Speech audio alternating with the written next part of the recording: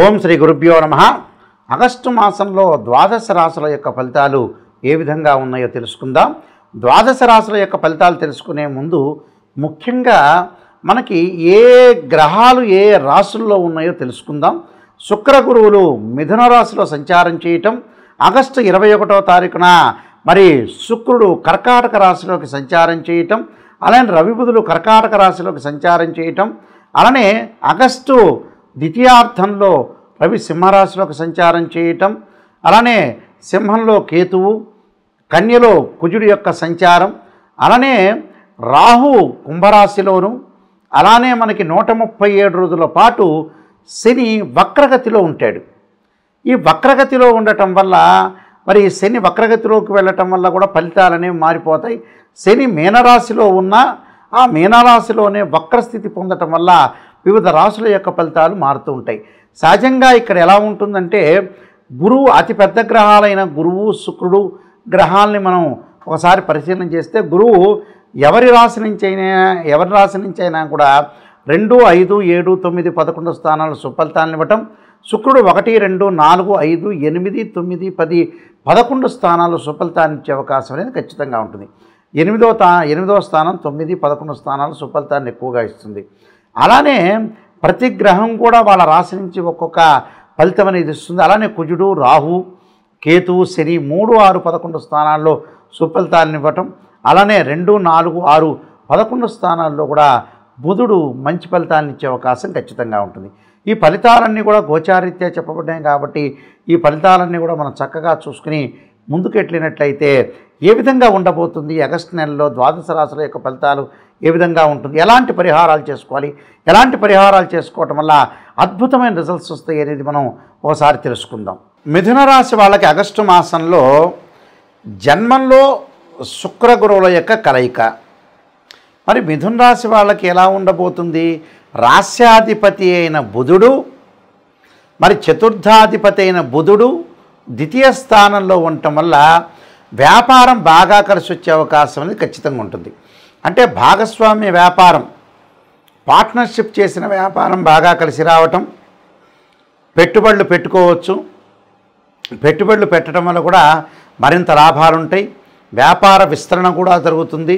నూతన వ్యాపారాలు కూడా ప్రారంభం చేసే అవకాశం ఖచ్చితంగా ఉంటుంది. సో బుధుడు బాగున్నాడు, బుధుడి వల్ల మీకు మేలు జరిగే అవకాశాలే ఖచ్చితంగా ఉంటాయి. అంటే రాస్యాధిపతి అద్భుతంగా ఉన్నాడని చెప్పుకోవచ్చు. అలానే దశమాధిపతి, సప్తమాధిపతి గురువు మనకి జన్మంలో ఉన్నాడు. అలానే మిథున రాశి వాళ్ళకి శని వక్రగతిలో ఉండటం వల్ల కొంత మేలు జరుగుతుంది. అంటే ఆర్థిక పరంగా ఉండే సమస్యల్ని కొంత తట్టుకుని నిలబడగల శక్తి రావటం, అలానే ఫైనాన్షియల్ పరంగా ఇంక్రీజ్ పొందే అవకాశాలు ఎక్కువ ఉంటాయి. అంటే ఆర్థిక పరంగా వీళ్ళకి అనుకూలంగా ఖచ్చితంగా ఉంటుంది. ఆర్థిక పరంగా అనుకూలంగా ఉంటుంది. అలానే వృత్తి, ఉద్యోగ, వ్యాపారాల్లో అంటే ఏ వ్యాపారం చేసినా ఏ ఉద్యోగం చేసినా వీళ్ళకి అనుకూలంగా ఉంటుంది. వృత్తిపరంగా చాలా గతం కంటే ఇప్పుడు మెరుగైన ఫలితాలు వచ్చే అవకాశం వృత్తిపరంగా ఉంటుంది. అలానే వృత్తిపరంగా ఇబ్బందులు కూడా ఉండవు. అంటే సూటిపోటి మాటలు కానీ, పై అధికారుల వల్ల కానీ, మిగతా వాళ్ళ వల్ల కానీ ఎలాంటి ప్రాబ్లమ్స్ లేకుండా ఉండే అవకాశాలు ఖచ్చితంగా ఉంటుంది. నరదృష్టి కూడా వీళ్ళ తగ్గే అవకాశం ఖచ్చితంగా ఉంటుంది. అలానే మనకి ఈ రాశి వాళ్ళకి జన్మంలో శుక్రుడు ఉన్నాడు. అంటే ఇక్కడ జన్మంలో శుక్రుడు అంటే ఏమిటి? వ్యయాధిపతి, పంచమాధిపతి జన్మంలో ఉండటం వల్ల వాళ్ళకు అనుకున్న పనులన్నీ కూడా నెరవేరుతాయి. అంటే వివాహ శుభ కార్యక్రమాల్లో పాల్గొనటం, విందులు వినోదాల్లో పాల్గొనే అవకాశాలు ఖచ్చితంగా ఉండటం, దాని తర్వాత అమ్మాయి మంచి సుసంపన్నమైన కుటుంబం నుంచి అబ్బాయి కానీ, మంచి క్యారెక్టర్ గల అమ్మాయి కానీ అబ్బాయి కానీ వచ్చే అవకాశాలు ఎక్కువ ఉంటాయి. ప్రేమించిన యువతీ యువకులు కూడా పెద్దలను ఒప్పించి వివాహం చేసుకునే అవకాశం ఖచ్చితంగా ఉంటుంది. లగ్జరీ కార్లు, స్త్రీ సౌఖ్యము, అలానే సుఖము, భోగము అనుభవించడం, బంగారు ఆభరణాలు కొనుగోలు చేయటం, దుస్తులు కొనుగోలు చేసే అవకాశాలు బాగా ఎక్కువ ఉంటాయి. అలానే ప్రతి చోట కూడా శుభ కార్యక్రమం యొక్క నిర్వహణ వీళ్ళ వంతు వేసుకొని, వీళ్ళ భుజస్కంధం మీద వేసుకొని వీళ్ళు నడిపించే శక్తి అనేది వీళ్ళకి కలిగే అవకాశం ఖచ్చితంగా ఉంటుంది. కాబట్టి ఈ రాశి వాళ్ళకి బుధుడు బాగున్నాడు, శుక్రుడు బాగున్నాడు, శని బాగున్నాడు. అంటే ఈ 3 గ్రహాలు చాలా అద్భుతంగా ఉన్నాయని చెప్పుకోవచ్చు. మరొక గ్రహం కూడా బాగుందండోయ్. అలానే కేతు తృతీయ స్థానంలో ఉంటే మంచివాడు. ఎందుకంటే కుజుడు, రాహు, కేతు, శని కుజు మూడో స్థానంలో ఉంటే సుఫలితాన్ని ఇస్తాడంటాడు. కాబట్టి తృతీయంలో కేతు ఉండటం వల్ల ఆధ్యాత్మిక జ్ఞానము, పుణ్యక్షేత్రాలు, తీర్థయాత్రలు, అన్నదమ్ముల మధ్యలో సఖ్యత పెరిగే అవకాశాలు ఎక్కువ ఉంటాయి. పిత్రార్జితం బాగా కలిసి వచ్చే అవకాశాలు ఉంటాయి. కోర్టు సమస్యలు కూడా మీకు పరిష్కారం అయ్యే అవకాశాలు ఖచ్చితంగా ఉంటాయి. సో కేతువు కూడా మేలు చేస్తున్నాడు ఇక్కడ. దాని తర్వాత మనకి ముఖ్యంగా చతుర్థంలో కుజుడున్నాడు. అంటే చతుర్థంలో కుజుడు అంటే లాభాధిపతి, అలానే పంచమాధిపతి చతుర్థ స్థానంలో ఉండటం వల్ల వాహనాల మీద వెళ్ళేటప్పుడు కొంత జాగ్రత్త ఉండండి. అలానే తల్లి యొక్క ఆరోగ్య విషయంలో కూడా కొంత శ్రద్ధ పెట్టాలి. దాని తర్వాత సంతానపరంగా ఎలాంటి అరమరికలు లేకుండా సంతానం వాళ్ళకి ఇష్టమైన చదువు కానీ ఇష్టమైన క్రీడలు కానీ వాటిలో మీరు ప్రోత్సహించడం చాలా మంచిది. అలానే తల్లి యొక్క ఆరోగ్య విషయంలో కూడా కొంత అశ్రద్ధ చేయకుండా శ్రద్ధతోటి మనం ముందుకు వెళ్ళటం వల్ల మంచి జరిగే అవకాశాలు ఉంటాయి. అయితే గృహ నిర్మాణం అనేది కొంత లేట్ అయ్యే అవకాశాలు ఎక్కువ ఉంటాయి. అంటే పొలాలు కొనటంలో కానీ ప్లాట్లు కొనటంలో కానీ ఇలాంటి విషయాల్లో కెమికల్ కంపెనీలు ఆరంభం చేయటంలో కానీ అలానే మెడికల్ డాక్టర్స్ సంబంధించిన వ్యక్తులకు కానీ వాళ్ళందరికీ కూడా కొంత ఆలస్యం జరిగే అవకాశాలు బాగా ఎక్కువ ఉంటాయి. కాబట్టి సో రియల్ ఎస్టేట్ వాళ్ళకి కానీ బిల్డర్కి కానీ వ్యాపారం అనేది బాగుంటుంది కానీ కొద్ది ఆలస్యం జరిగే అవకాశాలు ఖచ్చితంగా ఉంటాయి. ఎలాంటి వివాదాలు లేకుండా ముందుకెళ్ళటం చాలా మంచిది. అలానే మిగతా గ్రహాల యొక్క మిగతా గ్రహాలు మనం చూసుకునేటట్టయితే ఇక్కడ తృతీయాధిపతి రవి ద్వితీయంలో ఉన్నాడు. అంటే భార్యాభర్తల మధ్యలో డిఫరెన్స్ ఆఫ్ ఒపీనియన్స్ అంటే కోప ఉద్రిక్తులు ఉండే అవకాశాలు ఎక్కువ ఉంటాయి. అంటే చిలికి గాలివాన కాకుండా చూసుకోండి. నేను ఎప్పుడైనా సరే ఒకటి జాగ్రత్తగా ఉండండి అని చెబితే మీకోసం మాత్రమే చెబుతాం. దాన్ని మనం ఓవర్కమ్ చేయాలి. ఓవర్కమ్ చేయటం అంటే ఏంది? ఇది బాగలేకపోతే కాలం అనేది కాటేస్తూ ఉంటుంది. ఆ కాటుకు మనం ఎప్పుడూ గురి కాకూడదు. ఇది బాగలేదు, మనం మౌనంగా ఉండాలి, కొంత జాగ్రత్త ఉండాలి. ఎందుకంటే బంధువులతోటి కూడా కొన్ని ఇబ్బందులు వచ్చే అవకాశం ఉంటుంది. కాబట్టి బంధువులతోటి కూడా సహనంగా ప్రవర్తన చేయండి. ఎంతవరకు మాట్లాడాలో అంతవరకు మాత్రమే మనం మితంగా మాట్లాడి ముందుకెళ్ళటం చాలా ఇంపార్టెంట్ ఇక్కడ. కాబట్టి సో వీళ్ళకి రాహు వల్ల కూడా చాలా మంచి జరిగే అవకాశాలు ఎక్కువ ఉంటాయి. విదేశాలకు వెళ్ళే అవకాశాలు ఎక్కువగా ఉంటాయి. స్త్రీలకు ఉన్నతమైన అభిప్రాయాలు కలిగే అవకాశం ఉంటుంది. విద్యార్థులు మటుకు ఈ వేరే వ్యాపకాల మీద దృష్టి పెట్టకుండా చదువు మీద కొంత కాన్సన్ట్రేషన్ చేసి ముందుకు వెళ్ళాలి. నిజంగా గోచారీత్యా ఈ మిథున రాశి వాళ్ళకి శుక్రుడు బాగున్నాడు, 2వ స్థానంలో బుధుడు బాగున్నాడు, శని వక్రగతి పొందడం వల్ల చాలా అనుకూలంగా ఉంటుంది, కేతువు బాగున్నాడు. అంటే ఈ గ్రహాలు మాత్రమే బాగున్నాయి, మిగతా గ్రహాలు అనేవి అనుకూలంగా లేవు. నేను చెప్పిన రెమెడీస్ మీరు పాటించండి, మీకు మంచి జరిగే అవకాశం ఖచ్చితంగా ఉంటుంది.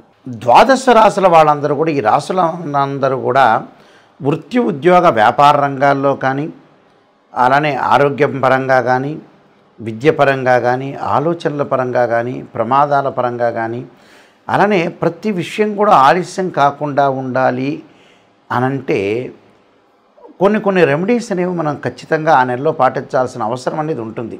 తప్పులేదు. రెమెడీస్ అనేవి ఎక్కడైతే లోపం ఉంటుందో ఆ లోపాన్ని మనం సవరణ చేసుకొని ముందుకు వెళితే మనకు మంచి జరిగే అవకాశాలు ఉంటాయి. నేను చెప్పినవన్నీ కూడా ఇవన్నీ కూడా గోచారరీత్యా చెప్పబడే ఫలితాలు అంటారు. ఎప్పుడు కూడా గోచారం అనేది బర్త్ చార్ట్తో సమానం కాదు.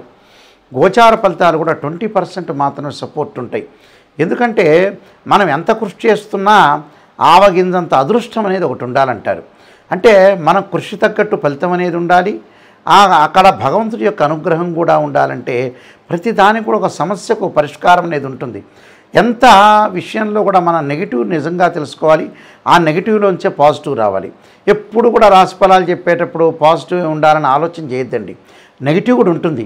ఆ నెగిటివ్లో ఉంటే మనం పాజిటివ్ చేసుకోవాలి. అందువల్లే శ్రీయ లోపం పెరుగుట పెద్ద విద్య, లోపం ఎరిగిన వాడే పూర్ణుడొగడు అంటాడు. అంటే పూర్ణత్వం అనేది మనం సాధించాలంటే నిజాన్ని తెలుసుకోవాలి. నిజాన్ని తెలుసుకోవాలంటే ఏమిటంటే కొన్ని ప్రత్యేకంగా రెమెడీస్ అనేవి చేసుకోవాలి. యజ్ఞయాగాది క్రతువులు, జపాలు, అలానే హోమాలు లాంటివి తప్పకుండా ఇప్పుడు కూడా చేసుకుంటే చాలా మంచిది. అయితే ఈ నెలలో మీరు చేసే రెమెడీస్ అనేవి నేను ప్రత్యేకంగా చెప్తాను. ఆ రెమెడీస్ ఏ విధంగా చేయాలి అనంటే మనకి ఈ నెలలో శ్రవణ మాసంలో నాగుల చవితి వస్తుంటుంది. ఈ నాగపంచమి రోజున అందరూ కూడా పుట్టలో పాలు పోయటం, 2 జంట సర్పాలను దానం చేయండి. ఎందుకంటే సర్పదోషం ఉన్న వాళ్ళందరూ కూడా తప్పకుండా నాగపంచమి రోజున సర్పదానం చేస్తే చాలా మంచిది.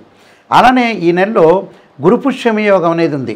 అంటే ఉద్యోగపరంగా ఇబ్బందులు పడుతున్న వ్యక్తులు కానీ అలానే ఏదైతే ధనపరంగా ఇబ్బందులు పడుతున్నారో, ఫైనాన్షియల్ పరంగా ప్రాబ్లమ్స్, ఉద్యోగం నిలకడ లేదా, స్థిరత్వం లేదా, ఇలాంటి వాళ్ళందరూ కూడా తప్పకుండా గురువును ఆరాధన చేయాలి.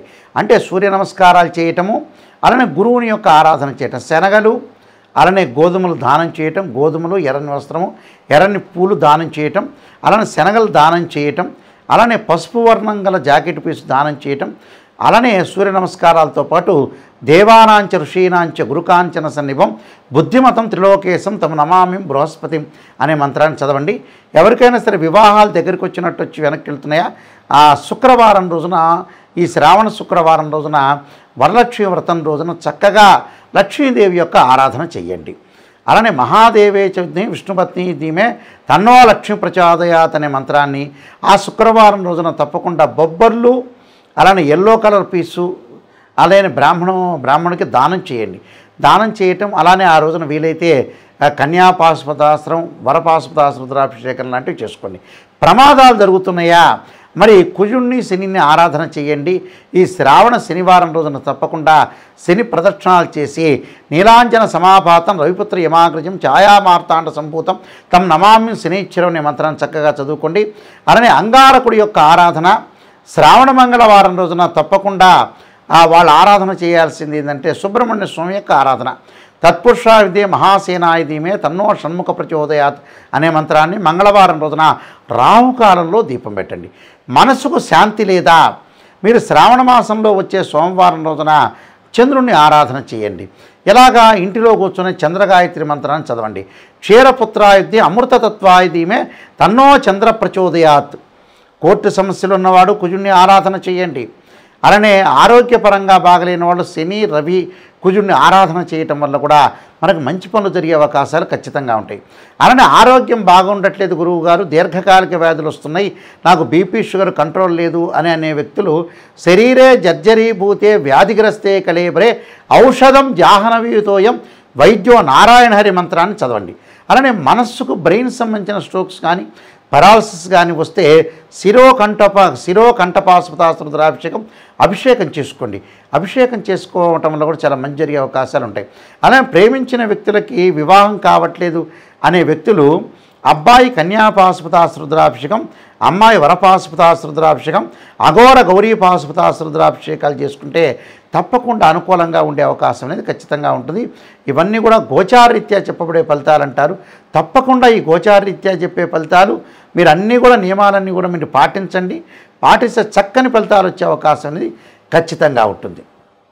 సర్వే జనా సుఖినో భవంతు. నేను చెప్పే ఎప్పుడైనా సరే ఫలితాలన్నీ కూడా శాస్త్రంలో ఉన్న ఫలితాలు మాత్రమే చెబుతాను. ప్రజలందరికీ కూడా, వీక్షకులందరికీ కూడా, నాయకంటి గారి రాశి ఫలితాలు చూసే వ్యక్తులందరికీ కూడా నేను ఒకటే ఒక సమాధానం చెప్తాను. నిజాన్ని తెలుసుకోండి. నిజం అనేది నిప్పు లాంటిది. అబద్ధ భావాలు ఎప్పుడు కూడా నిజంగా ఉండదు. అబద్ధం అంటే తనను తాను మోసం చేసుకున్నట్టు అర్థం. నేను చెప్పే గ్రహాలు వాళ్ళ రాశి సంబంధించిన గోచారం అనే 20% మాత్రం ఫలితం ఉంటుంది. ఏ గ్రహాలు ఏ స్థానంలో ఉంటుందో బాగుంటుందో తెలుసుకోండి. ఎందుకంటే రకరకాల పుస్తకాల్లో కానీ, వివిధ ఋషులు రచించిన గ్రంథాల్లో కానీ, నేను కూడా దాదాపు 15 గ్రంథాలు రచించాను, రైటర్ని కూడా. అందువల్ల గ్రహాలు ఏ పొజిషన్లో ఉంటే మన రాశి నుంచి మనం గోచారీత్యా చూసుకునేటప్పుడు ఏ రాశి ఫలితాలు ఏ గ్రహాలు బాగున్నాయో ఆ గ్రహాలు మాత్రమే మనకు బాగున్నట్టు. వేరే గ్రహాలు నేను చెప్పినవి చెడు ఫలితాన్ని ఇచ్చే గ్రహాలు చెప్తాను, ఆ గ్రహాలకి మన నివారణ మార్గాలు కూడా నేను చెప్తాను, అవి పాటించండి. నిజాన్ని తెలుసుకోండి, మీరు మోసపోవద్దండి. ప్రతి గ్రహం బాగుందంటే నేను చెప్తే బాగున్నట్టు, బాగలేదు అంటే బాగలేనట్టే. ఆ ప్రేక్షకులందరూ కూడా ఇది గమనించవలసిందిగా ప్రార్థన.